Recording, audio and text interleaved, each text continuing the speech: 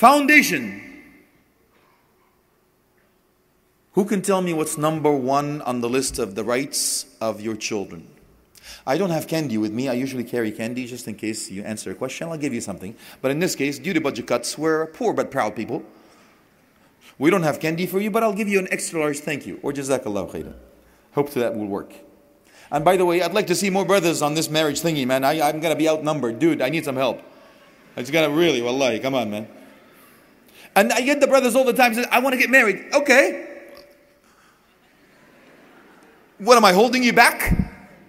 What do you mean? Like you need my permission? Please, akhi, go ahead, get married. You are now ready to get married. What are you talking about? As a matter of fact, actually another city, another country, we had a course, this course that we're teaching inshallah on the weekend, Home Sweet Home, as the criteria in order for you to get married. It's true. Got together with the mashayikh and says, you know what? We have too many problems, man. So we're doing what? We're like putting the fire out. So let's be proactive, not reactive. Let's start teaching people how to become the best. So nobody among the mashayikh will get anybody a license, marriage license, unless they actually know they've been through this thing. Alhamdulillah.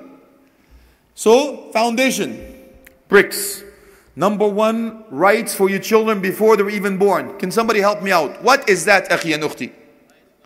Allahu Akbar. You've been reading, very good, you're doing homework, mashallah, akhi. So you married? Sisters, we got a guy right here. He's ready, mashallah. MashaAllah. 100% halal meat. Alhamdulillah. MashaAllah.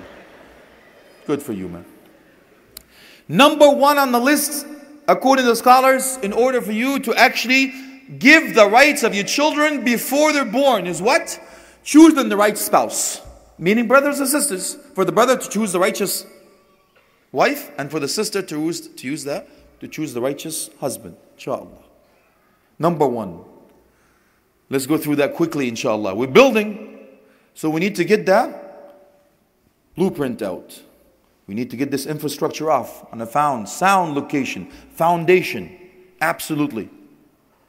We'll go through the criteria quickly, inshallah. We'll talk about it in details in that marriage corner and also in the course, inshallah. Brothers, I'll talk to you first. No, ladies first. I'll take that back. Sisters. So what are you looking for, ukhti? You're looking for this handsome guy with hair that flies in the air, right? And the pecs are moving slow motion as he comes to you on a white horse. With the six-pack, MashaAllah, the guy's, where's the beach? Allahu Akbar. And of course he comes with a flower in his teeth and a pack of chocolate. Flowers and poetry on the other side. Of course, mashallah. So if you're waiting for this guy, you'll be waiting for a long time. He's not around. You can see him in some kind of either dreams or fictional movies, or this Harlequin guy called Fabio, I believe, on the cover letter. How about this? Let's go to the Quran and Sunnah. I'll give you the 4 and 4. Again, we'll talk about the details, inshallah, later on. 4 for you, ukhti. And 4 for you, brother. I learned from Shaykh Yahya Ibrahim Zallah Khairan. I'm adding it. 2 in the Quran, 2 in the Sunnah, ukhti. Musa alayhi salam, when he met the daughters of Shu'aib, and he did the right thing, he dealt like him as a man, a righteous man. So she went back to her father, Yaqub alayhi salam, and Shu'aib, I take it back, Shu'aib alayhi salam, she went to him, he says, Ya abadi istajir, inna khayra man istajart, al-qawi, al-amin. 2 criteria, first 2 criteria for you, ukhti, to look for a husband. Strong and trustworthy. Qawi, doesn't mean like he benches 300. Like, he's got one brother on the side, one brother on the other side. He's just, anybody come block the guy. It's not that kind of guy. I don't mean that. At-Tabari rahmatullahi alayhi, he says, Qawi al-Iman. Strong in what? Strong in faith, in belief. And of course, some other scholars says, Qawi in everything, strong in everything. Meaning financial, physical, mental, and so on. Not mental. The guy is intellectual. Because if you marry a mental, it's bad news. قوي أمين. أمين. Is he trustworthy? Does he want to take you with him to Jannah, أختي? Or is he leading you away from Jannah? أمين. You're an amana. You're trust now. Your father gave your hand in marriage to him, passing on with one handshake to the other. Says now it's a transfer of what? Wilaya. You are now in charge. Ameen. Trustworthy. The Sunnah. Prophet Muhammad sallallahu alayhi wa sallam وعلى آل البيت الأطهار أجمعين وعن الصحابة والتابعين. What did he say? إن جاءكم من ترضون دينه وخلقه فانكحوه إن لم تفعلوا تكن فتنة وفساد في الأرض مبين. If a person comes to ask for your daughter's hand in marriage that has two criteria, what is it? Swiss bank account, private jet. No? You're right. It was what? Religious background. 2, moral conduct. Again, I don't have enough time to go into details. I only have 14 minutes left with you. We'll talk about the details inshallah later. But it wasn't anything else. Subhanallah. Amazing. So once you have that ukhti, my brother from another mother. When you look for a sister from another mister, what are you looking for, man? I get this all the time. My man, you want to get married? Married, good. Single, bad. Me want to eat. Food, good. Laka laka? What was it? Maka maka or something? I'm sorry. I have to punch up on my Malay. So, okay, what do you want, man? I want her to be tall, white and beautiful, blue eyes, blonde hair, green forehead, pink thingy, red, what do you want? I want 36, 46, what do you need? I want everything. I want to be this, I want it to be that, and the long list, right? Long list of things. And he says, Wallahi, akhi, if we find this woman, we'll do what? لَبَيَعْنَاهَا عَلَى الْخِلَافَةِ. We would make her Amir al-Mu'mineen. Lead the ummah, mashallah. You got everything. And the brother, what has he got? He looks like this. And you want everything. Subhanallah, ya Shaykh. Let's go to Prophet Muhammad sallallahu alaihi wasallam. 4 criteria again. What did he say? استنكح المرأة لأربعة. 4 criteria you look for in a woman in order for you to wed. جمالها, her beauty. Nobody will take that away from you, akhi. Again, we won't go into details. Her wealth, very good, mashallah. May Allah bless you for that. It helps, like Khadija radiallahu anha, وعن أرضاها وعن أمهات المؤمنين أجمعين. Help Prophet Muhammad sallallahu alaihi wasallam. No problems. Lineage, environment that she's in, how she was raised up, beautiful. It's a good thing. Solid foundation again. And deen. Remember the deen. Because Prophet Muhammad sallallahu alaihi wasallam said it was one. تربت يداك فاظفر بذات الدين تربت يداك. The true success in winning with the owner of religion, background of religion. Otherwise, your hand will touch dust. Or تربت يداك, meaning in humility. Different narrations, meaning in a positive and negative. تربت يداك, if you get the one in a positive way and a religious background, that means you will prosper. If you doesn't have the background, you will lose everything, the religious background. That's what it means. Of course, there's much more to share. You got the foundations? Alhamdulillah, let's build up. How do you raise these children, akhi and ukhti?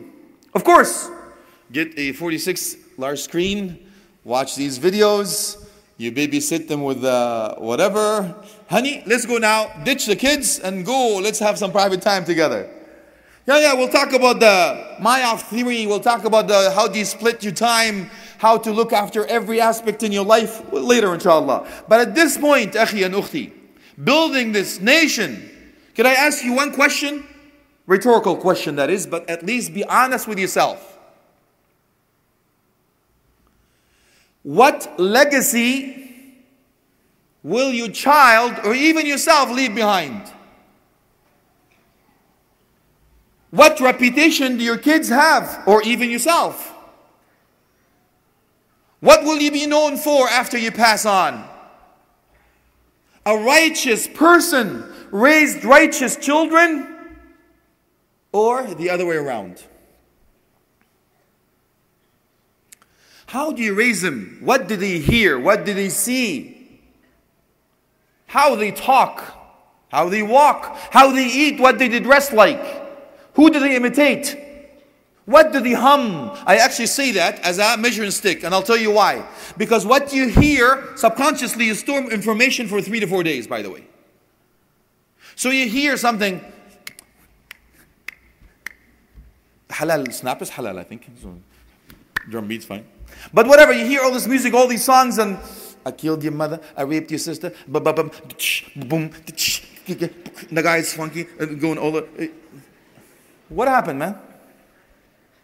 So your child now walks around the house humming something. I want you to hear what he's humming or what she's humming.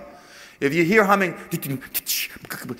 and the hat is on the side, and the pink and the bling hanging down, and everything is wrong, you got something wrong. Wallahi. And if your child is humming, لا أقسم بيوم القيامة, you say, Alhamdulillah, الذي بنعمته تتم الصالحات. Praise is due to Allah subhanahu wa jalla fi ula, that by His blessings the righteous deeds are established or accomplished. So listen to what your child hums. Be careful who they have as friends. Or have you written them off? Doesn't matter. You know what? I put him in Islamic schools, I do this part-time thingy, or I put him in this environment, I'm done. La wallahi. A lot more than that. A lot more than that. How do you talk to them, akhi? Is it in a positive way or a negative way? Are you building a nation builder, a nation maker, or a nation breaker? Have you given them the tools to be independent? Are they independent or dependent? Without you, are they sink? Or are they going to be the leaders that they are? Lead by uswa, by example. They're well equipped. It doesn't matter what environment they're in, they will excel. Because they're independent, you've given them the tools already to be number one on the list no matter what they do. How do you talk to them? You're a loser. I wish I never had you. I wish you were more like this person or that person. Subhanallah. Imagine, my brothers and sisters, the words that hurt is much more than a physical beating. Wallahi, you can actually get, I'm not asking you to do that. I'm just asking you to do something to be careful what you say to your children. Because you are a super person in front of them. You are like Superman. In order for you to understand this, you are the world to them as they see you as your child. You see this big, great guy or big woman. I mean that with all due respect, ukhti. I mean big in heart and in size. I mean, you have to be politically correct here. Very simple on the words here. So what did he do? They say, it must be true.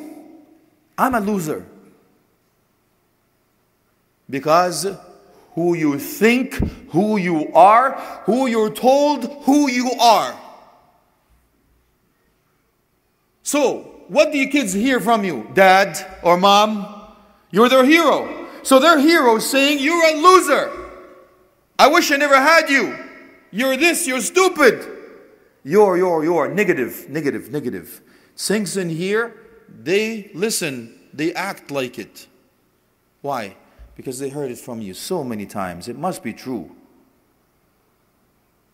Or is it, you're bright enough to do this. I can count on you on that. Do you delegate responsibilities to your children? Do you give them the responsibility? Do you give them the tools? And I'll give you the example, inshallah. Have you not heard of the elephant theory?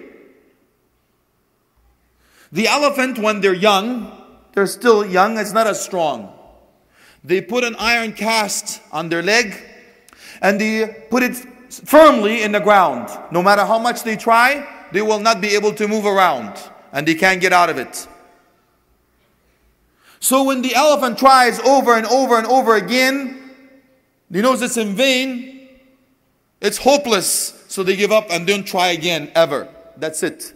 So when they grow up, they're big and strong, they put that cast on their leg, they don't move, they already know. Subconsciously, they have a mental block that they will not be able to beat this thing. So they give up, they submit, they give up. Is that what you want your child to be? Have you not heard? Walk next to the wall, don't say, you're not allowed to speak unless I give you this, you have no opinion here.